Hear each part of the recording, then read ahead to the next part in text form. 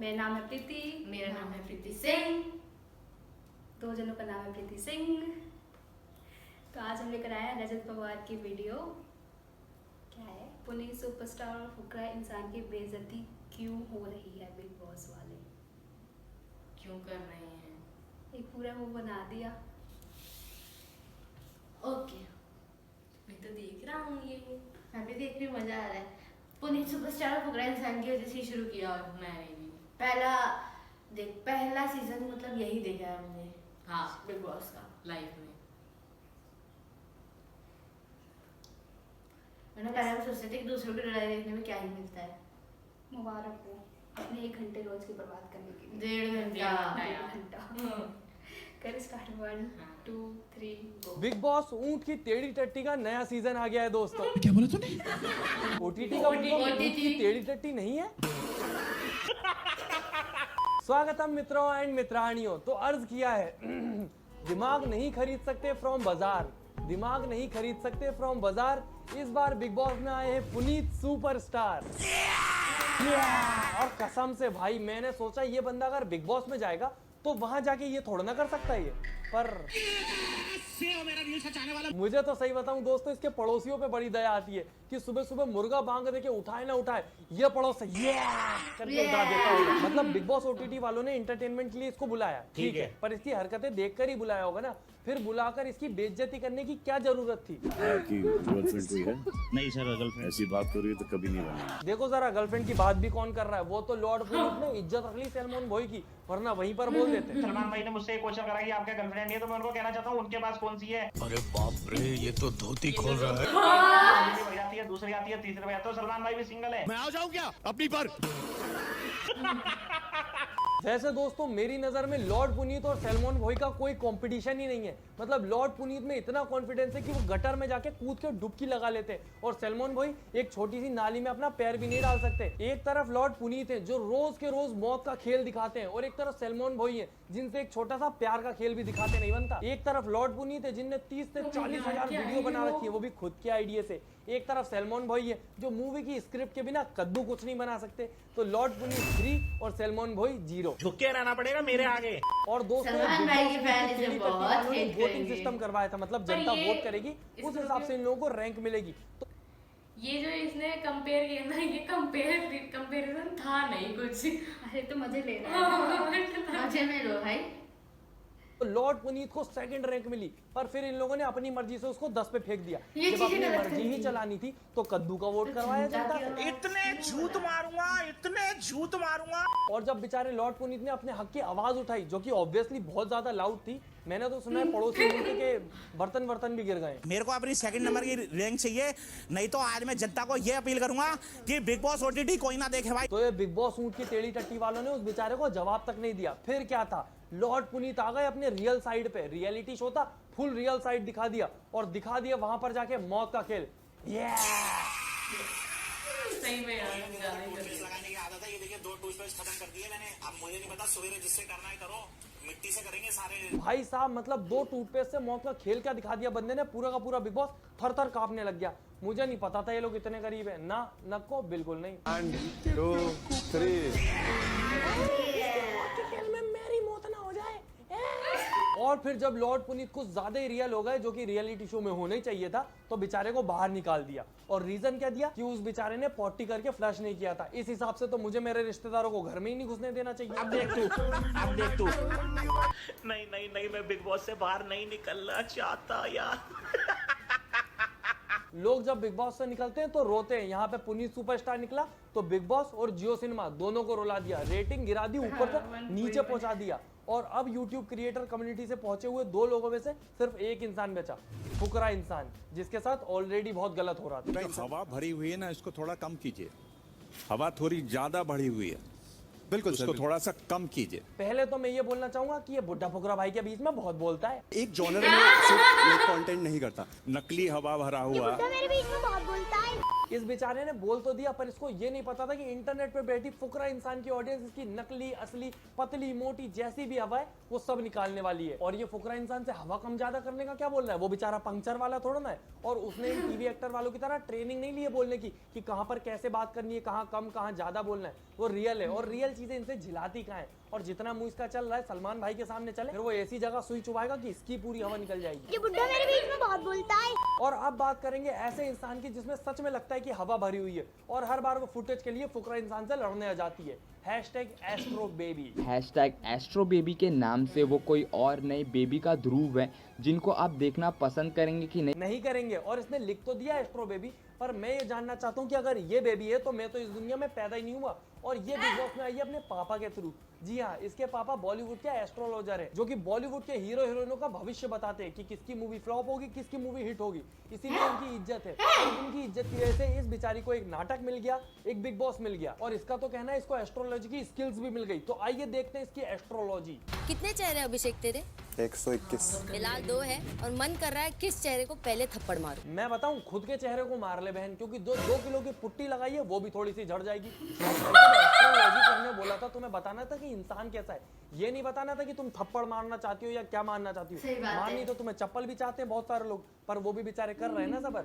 और लेकिन मेकअप सुना एक दी तरफ फुकरा ठीक होता है इंसान भैया, ने। पर ये क्या अरे मैया, ये मेकअप नहीं लगाती ना, नको बिल्कुल नहीं।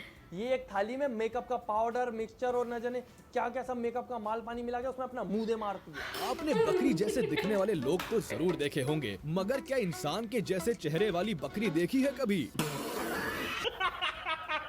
यार क्या पता कि इसको देखकर मुझे ये तात्या बिच्छू की याद आ जाती है, मतलब थोड़ा मैच होता है ना चेहरा इन दोनों का। बाकी ये फुकरा इंसान पे उंगली उठा रही थी उसके कंटेंट के लिए कि कंटेंट कॉपी करते हो तुम, इसका भी कंटेंट देख लेते हैं। आइए थे वो जो लोग आगे कमेंट करते हैं कि मुंह पे फिल्टर लगाया हुआ है। मेरी जान, इस 2023 अब फिल्टर मुंह पे लगता है, पिठ पे तो नहीं लगता ना। ये तो वही बात हो गई कि एक फेलियर टॉपर पे उंगली उठा रहा है कि यार पढ़ना नहीं आता तेरे को।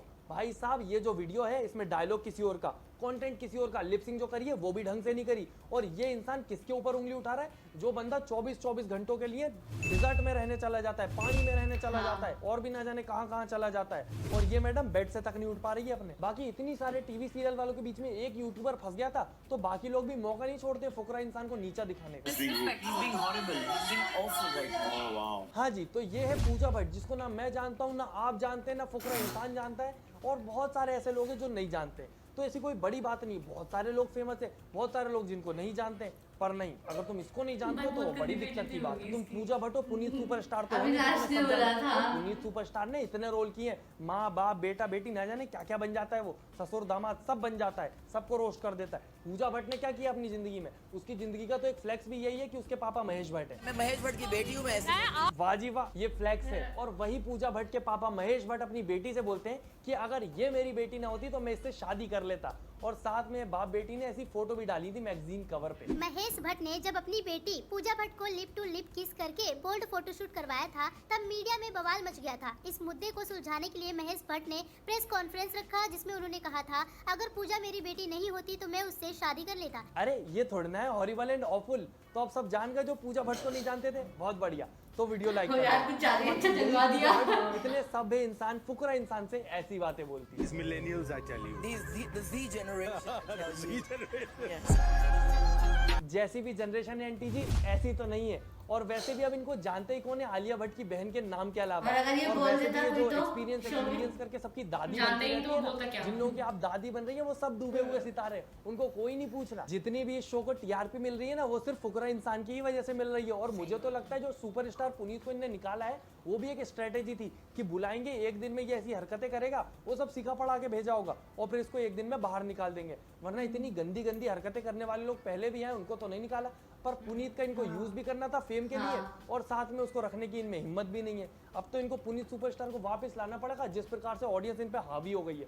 और अब अगर ये फुकरा इंसान जीतता है, वैसे तो मुझे लगता है अगर वोटिंग से जीत हुई तो फुकरा इंसान ही जीतेगा। और अगर ये लोग फुकरा इंसान को एविक्ट कर देते तो इनके शो की टीआरपी यहाँ से यहाँ चली जाएगी, क्योंकि जो बचे कुचे लोग देख रहे हैं मेरे जैसे, वो फुकरा इंसान के लिए देख रहे हैं, वरना कब का जियो सिनेमा अनइंस्टॉल कर दिया होता। और पता आपको भी है और मुझे भी है कि बिग बॉस ओटीटी का पहला सीजन भी आया था, जो कि हमारे घर में फटी हुई बनियान बनियान के बने हुए पोचे की तरह एक कोने में पड़ा रहा और कब आया कब चला गया किसी को भी पता नहीं चला। 10-15 साल पुराने आए नाटक छोटी बहू के हीरो, जी हाँ छोटी बहू के देव बाबू। छोटी बहू इतने साल तक नाटक चला और हाँ दोस्तों मैंने मुंह से इसीलिए गाया क्योंकि कॉपीराइट आ जाता है। और मैं आपको बताना चाहूंगा कि जो छोटी बहू है वो तो एक बिग बॉस जीत चुकी है, तो ये देव बाबू सोच रहे हैं जो कि उसके पति बने थे उस शो में कि हम भी एक शो जीत जाए, पर देव बाबू तुम नहीं जीत पाओगे अगर ऑडियंस की वोटिंग से जीत हुई तो, क्योंकि इस बेचारे से एक टास्क ना जीता जाता। वो तो छोटी बहू जीत गई, ये छोटा बहुआ कद्दू ना जीत पाए। और इसको सबसे ज्यादा दिक्कत हुई थी कि तुम पूजा में हमको नहीं जानते, ऐसे कैसे नहीं जानती। अरे नहीं जानते तू तो जानता है ना, तो तू जान और गुलामी कर पूजा मैम की।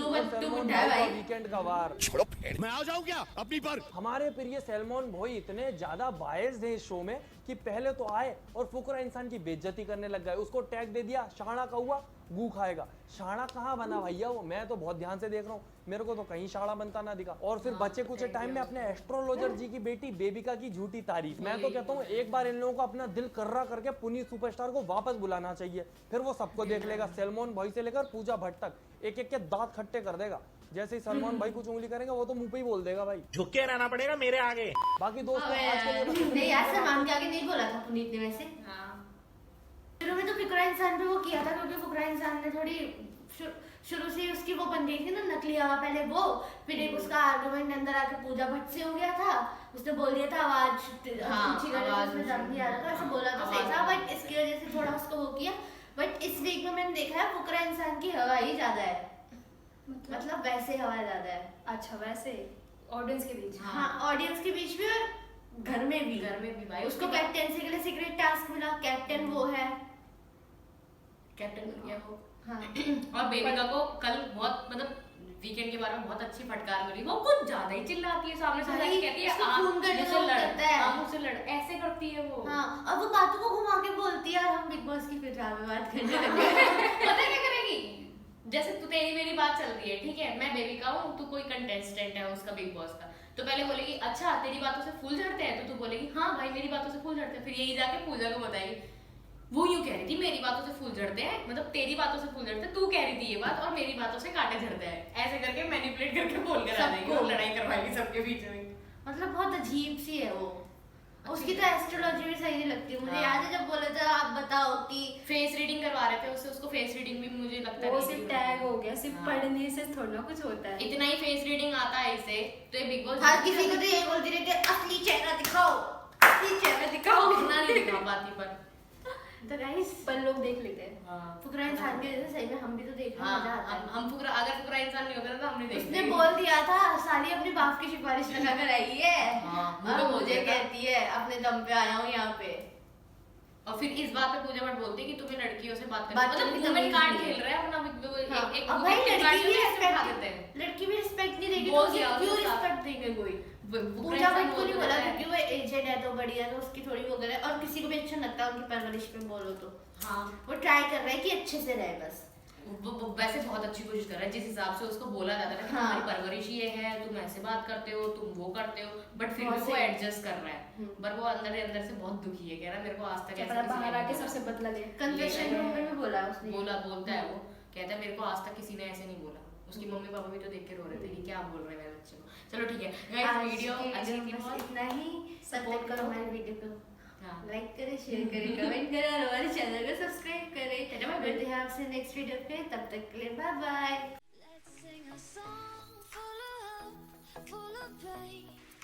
Why don't you sing along, my friend? For it's our last refrain. Forever young, ever strong, ever brave.